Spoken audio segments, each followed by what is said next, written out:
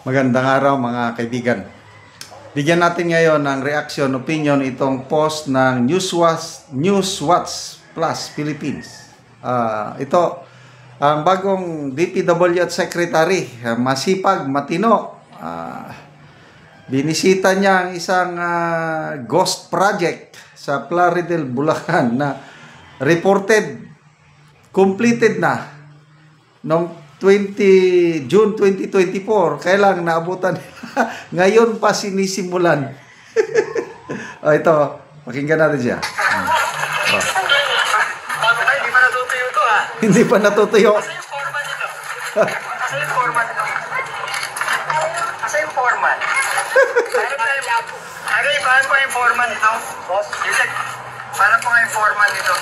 Kapatay mo sa akin yung format. Yung format.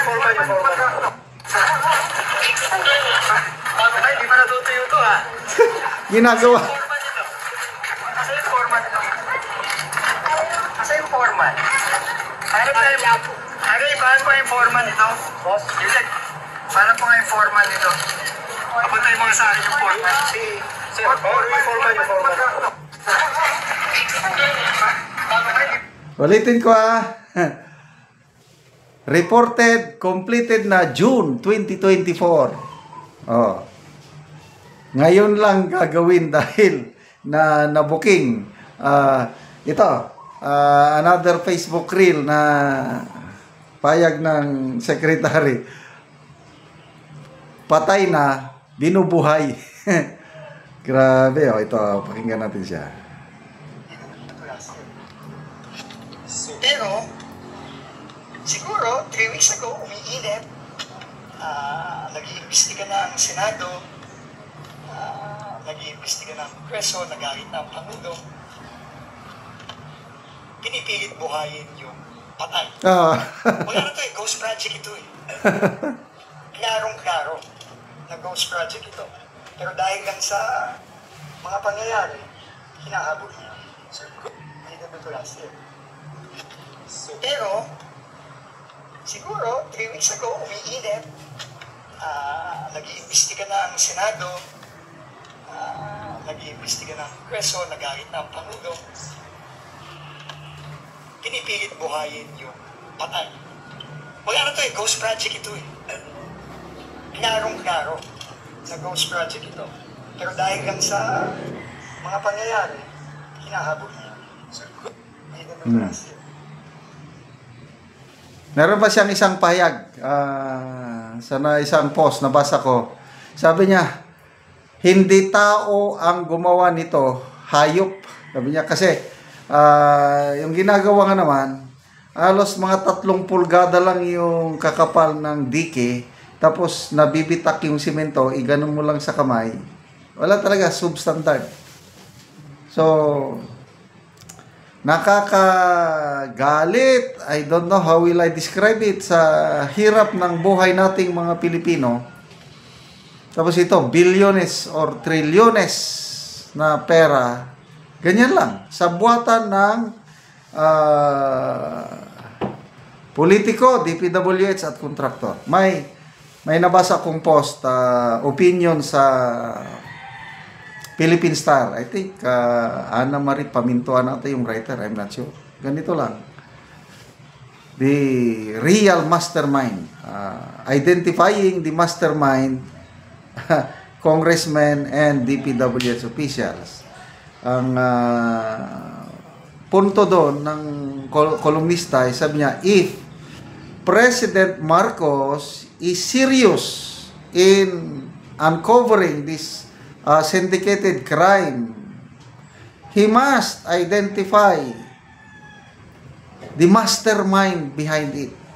And the mastermind ay mga politiko at DPWH. Ang tinutumbok lang kasi ngayon, mga kontraktor. Well, may kasalanan ang kontraktor. Dahil tinanggap nila yung pera, nabayaran sila, bakit ghost o kaya substandard?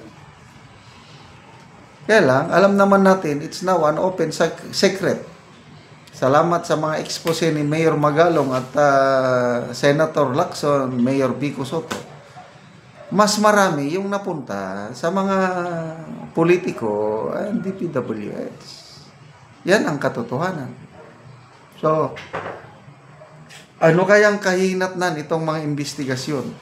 Hanggang kontraktor na lang ba tayo? Walang silbi. Wala yan. Magpapatuloy. Lalo na ngayon, nadidiskubrihan yung 2026 national budget,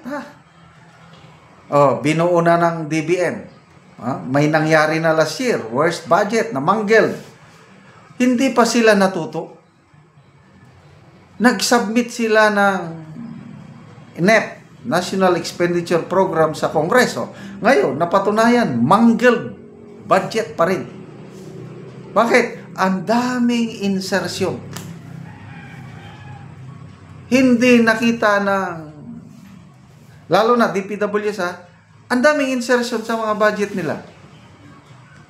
Reported, completed na yung project. Pinondohan na naman ngayong taon. Ang DBM naman tinanggap, isinama sa NEP. O ngayon, nakita, ganun. Nagre-reklamo ang mga kongresista. Kaya ang salita na lang, kung ako ang DBM secretary, mag-resign ako. Bakit? Hanggang nainis lang Nakakainis, sabi niya. Bakit nila tinanggap? Bakit nila isinabmit sa Kamara? Kung seryoso ang Pangulo, dapat mag-leave of absence, paanohin niya na. Kung hindi man klaro, mayroong sabi nga ni Senator Lacson, may sabuatan. DPWH and DBM, may sabuatan. So, again, it's all about leadership. Pag mahina kang leader ka, talagang anuhin ka talaga, pagsasamantalan ka. So, nakakamiss po ang ating Tatay Digong kahit nagmumura. Kaya lang, yung pagmumura niya, may kahihinatnan, nanginginig sila sa takot. Kaya, hindi man perpekto ang administrasyon ni Tatay Digong, kaya lang hindi ganito katindi ng korupsyon. Ibang level na korupsyon na ito. Ngayon lang nangyari the worst budget in nation's history 2025. Ito na. So, God save the Philippines. Tama po si VP Inday Sara. Okay, salamat mga kaibigan sa inyong pagsubaybay sa ating channel. Nakakatulong kayo ng malaki sa tribong Talandig ng Bukidnon dahil ang income natin sa channel na ito, pantulong natin sa tribo, namimigay tayo ng livelihood assistance sa kanila, nagpapatanim ng saging lakatan at Arabica coffee. Panoorin nyo ang video na ito. Karon na anak ko sa area sa kapihan ni Miko. So karon magtanom siya sa kape, so ako siyang bisita.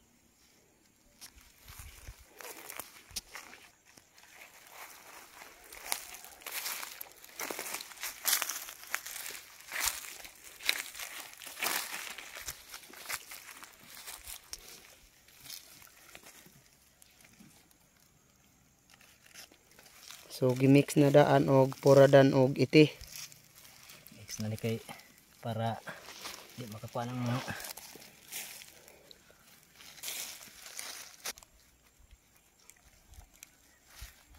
kung paano mga kape 600 na. 100 ayun lang ni bawas may kalisod ba may kape kay pag harvest makakuha sa mga anak. Ug mo na ni ang unang tanom ni Miko nga kape, nindot kaayo. Kapin pa isa ka bulan. Mayo ko igtubo. Nindot kaayo nga kape, Kini among tanom nga kape 14,550 na ni kasidling, tag 25 pesos ang kada usa. So 29 mi ka pamilya. Nindot kaayo nga kape, Isa ka bulan pa na. Sa pagkabulan iya. Magbuha pa karong pizza 3.